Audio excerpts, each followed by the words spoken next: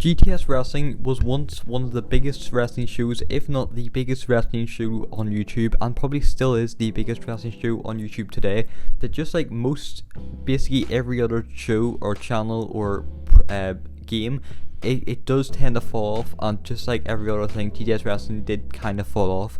Now, this is not a hate video towards GTS Wrestling or Grim himself.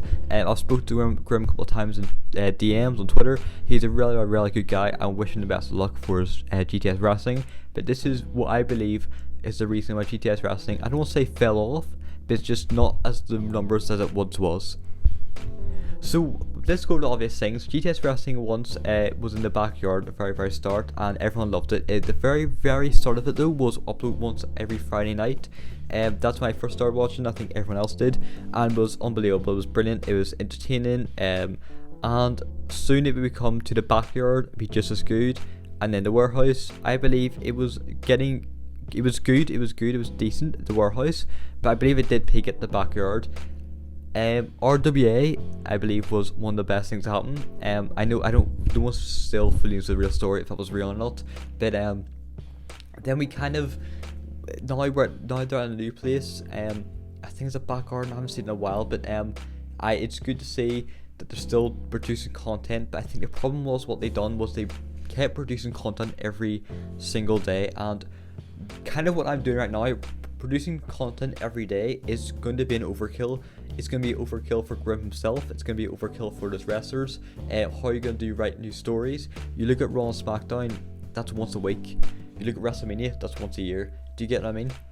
One of the things that GTS Wrestling had that no other wrestling show did have was the big names. We had Kurt Hawkins, we had Nunzio, or I believe that was his name. There was former WWE superstars in there. There was TNA superstar now. What was his name? I can't fully remember his name.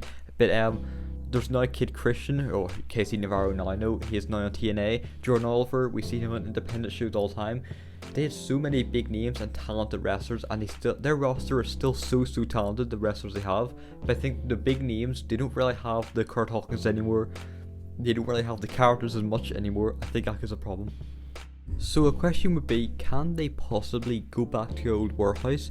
Can they possibly bring back like a kind of like a RWA situation where like there's two wrestling companies? That was really interesting every week, every day. Oh, I can't wait for the upload. Can they potentially, there's so many things that can they potentially make Grimmania like keep putting more maybe make it pay-per-view.